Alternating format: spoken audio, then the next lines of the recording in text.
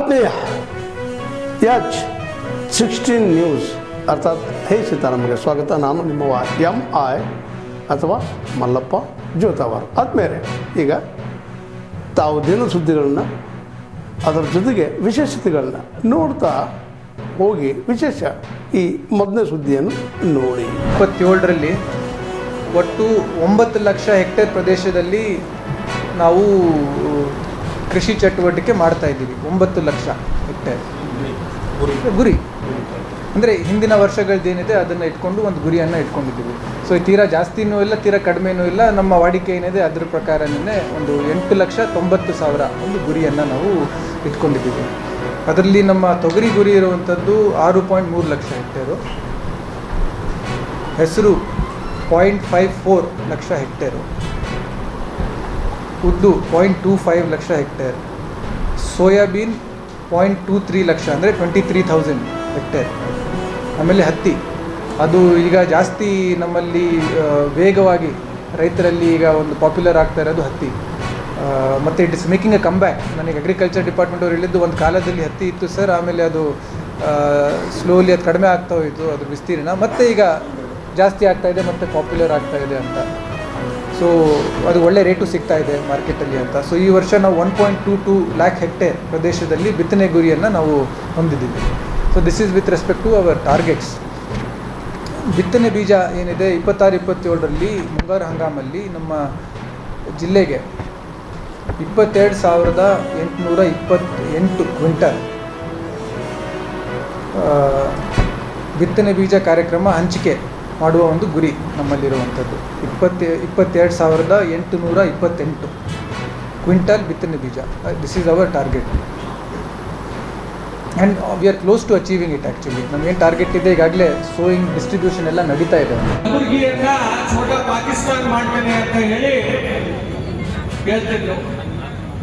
Muslim league ಪಕ್ಷದಿಂದ ಗೆದ್ದಿರುವಂತ ಶಾಸಕ ಈ ಛೋಟಾ ಪಾಕಿಸ್ತಾನ ಮಾಡ್ತೀನಿ ಅಂತ ಹೇಳಿ ಏನೋ ಅವರು ಹೇಳ್ತಿದ್ರು. ಕಲಬುರಗಿಯ ಜನ ಈ ಕಲಬುರಗಿ ಇವತ್ತು ಛೋಟಾ ಪಾಕಿಸ್ತಾನ ಅಲ್ಲ, ಇದು ಭಾರತದ ಒಂದು ಅಂಗ ಅಂತ ಹೇಳಿ ಇವತ್ತು ಅವರನ್ನ ಕೀರ್ತಿ ಹಚ್ಚುವಂತ ಕೆಲಸ ಮಾಡಿರುವಂತ ಕೀರ್ತಿ ನಮ್ಮ ಕಲಬುರಗಿ ಜನರಿಗೆ ಸಲ್ಲುತ್ತೆ. ಅವಾಗ ನಿಮಗೆ ಛೋಟಾ ಪಾಕಿಸ್ತಾನ ಮಾಡಕ್ಕಾಗಿಲ್ಲ. ಈಗಿರುವಂತ ನಾಯಕರು ಮತ್ತೊಮ್ಮೆ ಈ ಕಲಬುರಗಿಯನ್ನ ಒಂದು ಪಾಕಿಸ್ತಾನದ ರೀತಿಯಲ್ಲಿ ಮಾಡಲಿಕ್ಕೆ ಇವತ್ತು ಈಗಿರುವಂತ ಸರ್ಕಾರ ಕೈ ಹಾಕ್ತಾ ಇದೆ.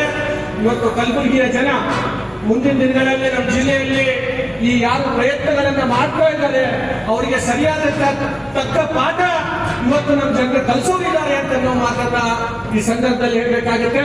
ಇವತ್ತು ವಿಶೇಷವಾಗಿ ಯಡಿಯೂರಪ್ಪ ಸಾಹೇಬರು ಆ ಸಂದರ್ಭದಲ್ಲಿ ನಮ್ಮ ತಂದೆಯವರನ್ನ ಅವ್ರ ಎದುರುಗಡೆ ಕಮರುಲ್ ಇಸ್ಲಾಂ ಎದುರುಗಡೆ ಟಿಕೆಟ್ ಕೊಟ್ಟು ಅವರನ್ನ ಗೆಲ್ಲಿಸಿ, ಕಮರುಲ್ ಇಸ್ಲಾಂ ಈ ಛೋಟಾ ಪಾಕಿಸ್ತಾನ ಮಾಡ್ತೀನಿ ಅಂತ ಹೇಳಿದ್ರು ಅವರನ್ನ ಸೋಲಿಸಿರುವಂತದ್ದು.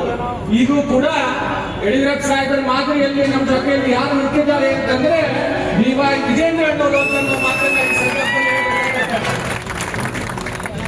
ಯಡಿಯೂರಪ್ಪ ಸಾಹೇಬರು ಗರ್ಜನೆ ಹುಲಿಯಂಗೆ ಸಾಹೇಬರು ಈಗ ಹುಲಿಯ ಮಗ ನಮ್ಮ ಜೊತೆಯಲ್ಲಿ ಹುಲಿಯಾಗಿ ಇವತ್ತು ನಮ್ಮ ಜೊತೆಯಲ್ಲಿ ನಿಂತಿರುವಂತದ್ದು. ಇಂಥ ಒಂದು ನಾಯಕರು ನಮ್ಮ ಜೊತೆಯಲ್ಲಿ ನಿಂತಿರುವಂತ ಸಂದರ್ಭದಲ್ಲಿ ನಾನು ಯಾರು ಕೂಡ ಇವತ್ತು ಹೆದರೋದಿಲ್ಲ.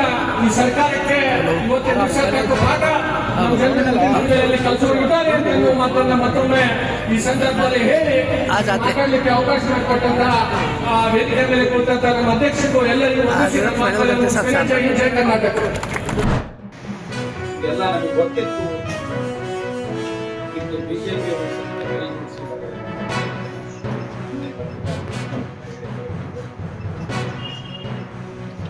ಅದರಿಂದ ನಾನು ನಿಮ್ಮ ಮುಖಾಂತರ ಮಾನ್ಯ ಮಲ್ಲಿಕಾರ್ಜುನ ಖರ್ಗೆ ಯಾಕೆಂದ್ರೆ ಅವರಿಬ್ಬರ ನಡುವೆ ನಡೆದಿರ್ತಕ್ಕಂಥ ಸಂಭಾಷಣೆ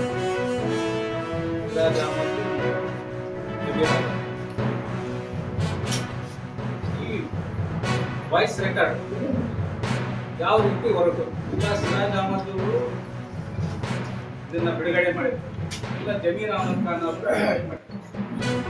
ಇದರಲ್ಲಿ ಯಾರಾದ್ರೂ ಒಬ್ರು ಮಾಡಿದ್ದಾರೆ. ಅವರಿಬ್ಬರ ನಡುವೆ ನಡೆದಿರ್ತಕ್ಕಂಥ ರೆಕಾರ್ಡ್ ಮಾಡಿ ಕೇಳಲಿಕ್ಕೆ ಯಾವ ರೀತಿ ಸಾಧ್ಯ, ಹೆಂಗ್ ರೆಕಾರ್ಡ್ ಆಯ್ತು ಈ ರೆಕಾರ್ಡ್ ಹೆಂಗ್ ಹೊರಗೆ ಬಂತು? ಬೇರೆ ಯಾವ್ದಾದ್ರು ಇದ್ರೆ ಹೇಳ್ರಿ.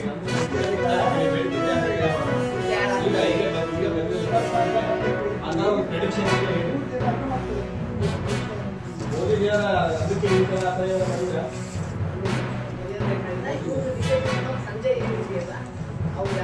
ಅದನ್ನ ಬಿಟ್ಟು ಬೇರೆ ಯಾವ್ದಾದ್ರು ಮಾಡಿದ್ರೆ ಯಾವ್ದು ಸದ್ಯಕ್ಕೆ ಪ್ರೆಡಿಕ್ಷನ್ ಆಗೋದಿಲ್ಲ. ಅಂದ್ರೆ ಇವತ್ತು ಸಂಜೆ ಮಾಡ್ತಾರೆ.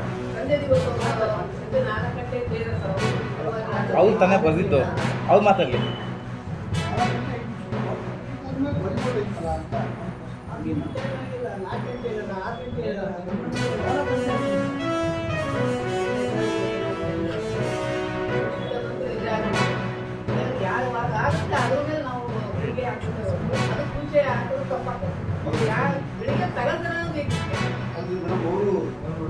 ದೊಡ್ಡ ಜ್ಯೋತಿಷರು ಕೇಳಿ ಗೊತ್ತಾಗ್ಬೋದು.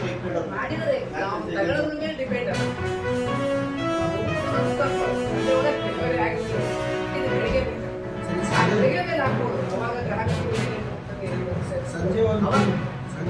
ತಾವೆಲ್ಲ ಇಲ್ಲಿವರೆಗೆ ಸುದ್ದಿಗಳನ್ನು ನೋಡಿದಿರಿ, ಜೊತೆಗೆ ವಿಶೇಷ ಘಟನೆಗಳನ್ನು ಸಹ ನೋಡಿದಿರಿ. ಅದು ನಿಮಗೇನು ಅನ್ನಿಸ್ತು? ನಿಮಗೆ ಲೈಕ್ ಮಾಡಿರಿ, ಶೇರ್ ಮಾಡಿರಿ, ಕಾಮೆಂಟ್ ಮಾಡಿರಿ, ಜೊತೆಗೆ ಸಬ್ಸ್ಕ್ರೈಬ್ ಮಾಡಿಸ್ಬೇಡ್ರಿ. H16 ನ್ಯೂಸ್ ಅರ್ಥಾತ್ ಸಿದ್ದರಾಮಯ್ಯ ಸತ್ಯದ ಕೈಗೊಂಡು ವಂದನೆಗಳು.